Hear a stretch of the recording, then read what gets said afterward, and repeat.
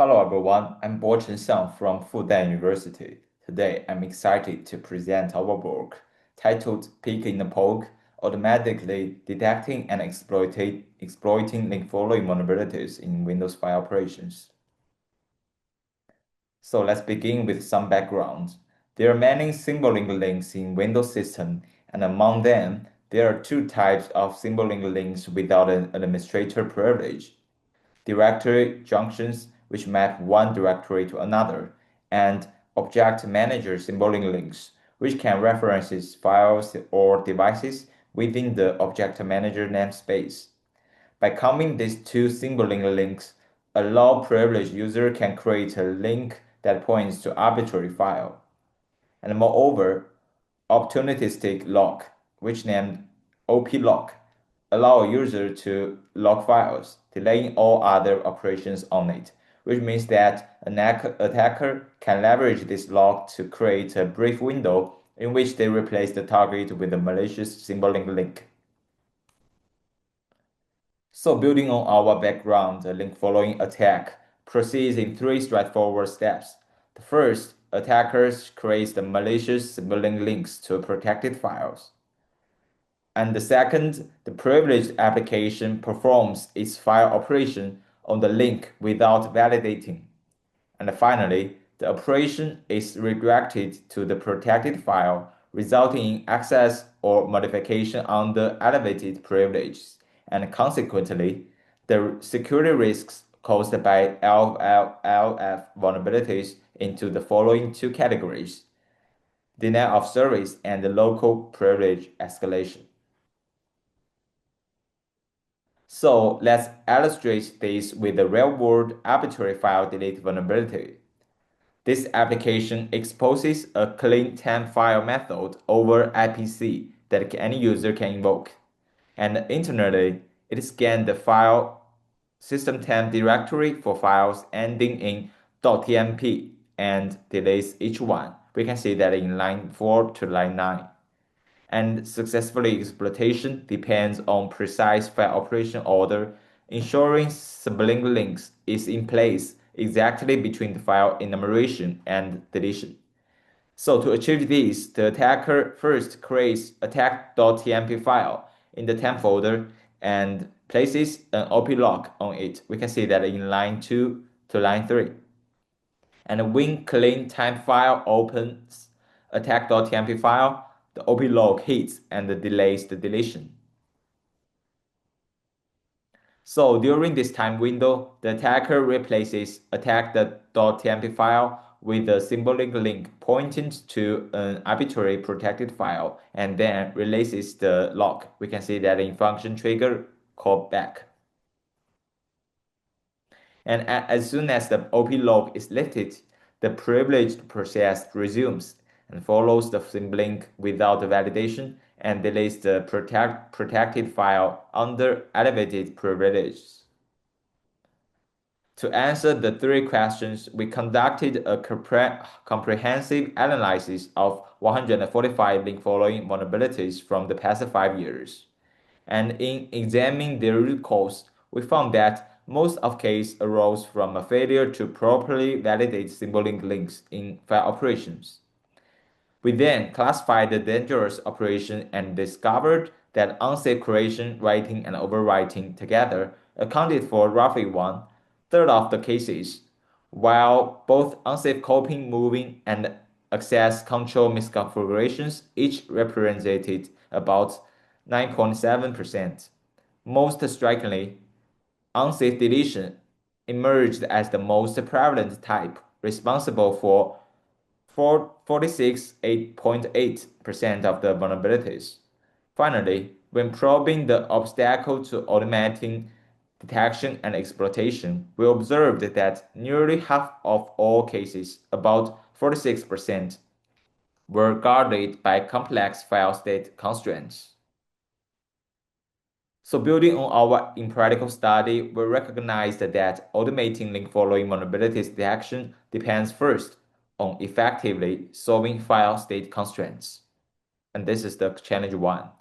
Existing tools such as pitch fuzz and static FAC either suffer from static limitations or lack dynamic feedback on evolving file states. In practice, no automated approach today can effectively address this major barrier in link following vulnerability detection. And regarding automated exploitation, we must identify the precise insertion points for attacker actions with the sequences of file operations. Let's look at this picture. Given m operations, there are on the order of the fourth power of m possible insertion points. Precisely locating this point is non-trivial, and if explored exhaustively, incurs exponential complexity.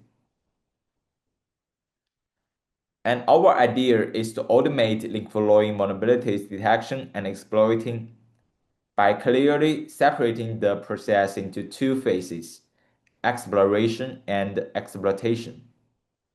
In the exploration phase, we observed that file operations are often preceded by file state queries, such as checked file names, attributes, or existence, which implicitly reveal the constraints that must be satisfied for the operation to proceed. And in the exploitation phase, we observed that vulnerable file operation sinks are structurally small and finite. This makes them identifiable through subgraph matching within the larger file operation graph. By focusing on these two complex, high-impact subgraphs, we can precisely locate exploitable points in the operation sequences, avoiding the exponential overhead of brute force exploration. Our system, LinkZard, is designed to automate the discovery and exploitation of link following vulnerabilities in Windows operation.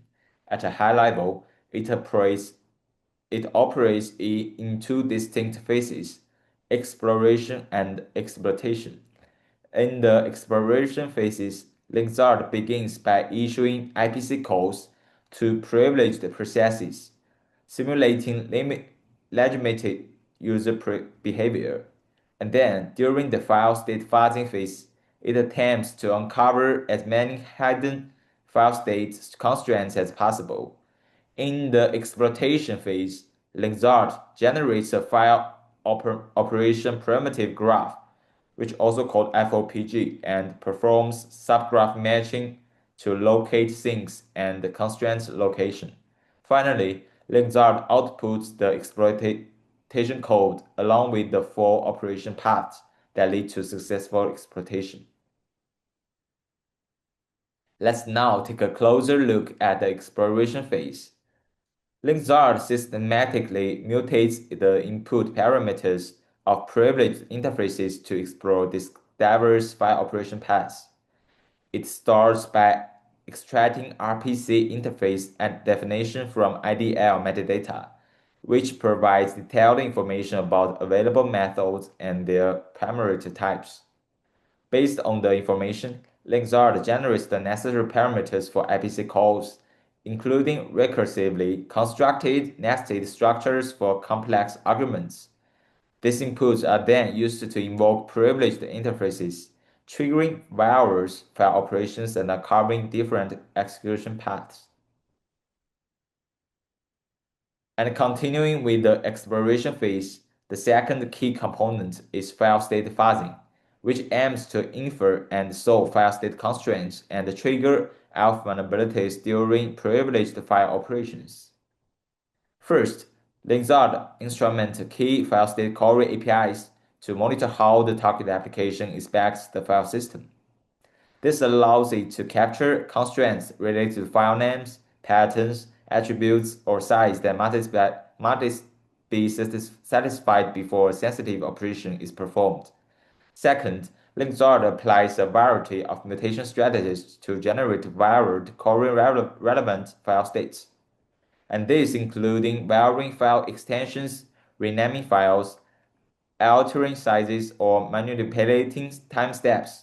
It records all resulting file operations to track how the system reacts to each mutation. Finally, LinkZard validates whether the inferred constraints have been successfully solved, And this is done by observing whether the number or types of file operations increase after mutation. In the exploitation phase, LinkZard begins by constructing the file operation primitive graph, FOPG, and this graph is built from the file operation sequences collected during the exploration phase and models the sequence and dependency of file operation primitives to capture potential link follow vulnerabilities. Next, LinkZard identifies vulnerable sink by performing subgraph matching on the FOPG. And after locating a sink, it analyzes whether the associated file state constraints are pre-sync, meaning they must be satisfied before reaching the sink, or on sync, meaning they must hold at the moment the sync operation is executed. Finally, LinkZard assembles tailored exploitation code based on the type of constraints. Now let's turn to the performance of LinkZard in real-world applications. We applied LinkZard to 42 non-LF vulnerabilities within 120 commercial closed-source programs with over 15,000 downloads. And across these applications, LinkZard achieves a 19.48% detection recall and an 86.84% exploitation success rate. For unknown vulnerabilities, LinkZard identified 55 zero-day across 49 programs, and 15 have been assigned CVE identifiers, indicating that these are indeed real and impactful security issues. Here are the vulnerabilities found by LinkZard. 25 of them have been acknowledged, with over $13,000 in bug bounty rewards. And these vulnerabilities span a wide range of high-impact software ecosystems. And this included popular commercial applications with over 5 million downloads, such as Tencent Meeting, Enterprise WeChat, and Foxit PDF. LinkZard also uncovered flaws in critical system components, including default Windows service and Intel driver-level middleware.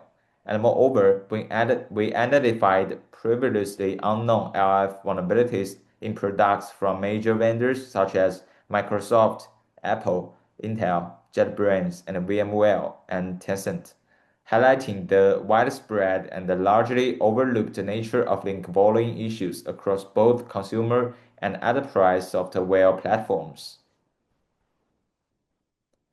To conclude, we conduct the first empirical study and threat modeling of link following vulnerabilities, develop LinkZard, an automated detection and exploitation system, and successfully uncover 55 zero-day flows with multiple CVEs and rewards. And thank you for your attention. For more details, feel free to check out our paper.